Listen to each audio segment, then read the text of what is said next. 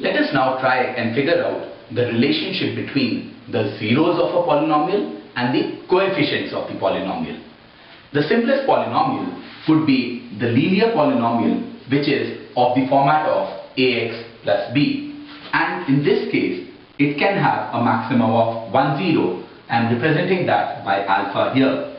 That 0 will be minus b by a, or the constant term by the coefficient of x.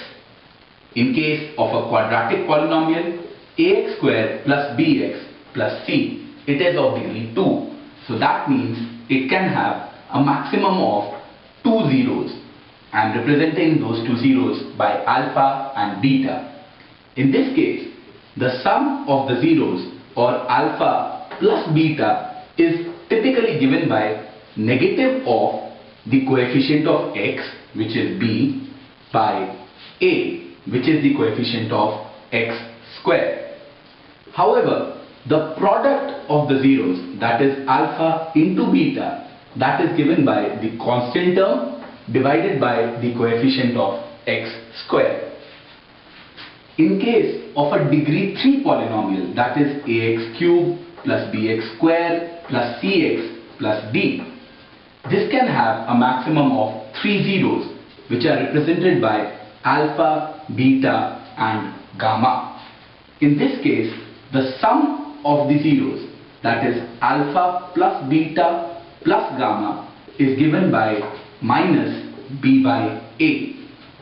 The product of the zeros, that is alpha, beta and gamma, is given by the constant term minus b by a.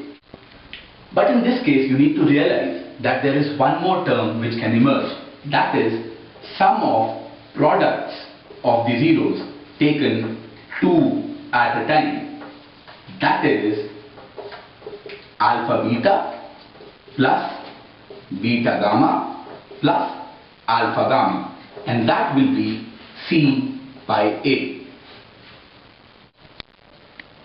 The division algorithm for polynomials is no different than the Euclid's division algorithm or the division lemma that we studied in real numbers. Let's have a look at it again. The dividend is divisor into the quotient plus whatever remainder that remains.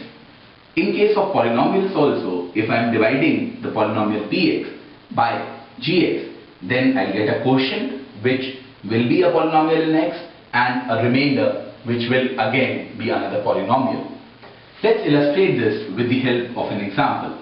Suppose I have x square plus 3x plus 7 as the polynomial that I am dividing, and I want to divide it by x plus 1. Now when I divide it by x plus 1, what do I get? First of all, I need to multiply it with x, so I get x square plus x. I am left with 2x plus 7 once I subtract this.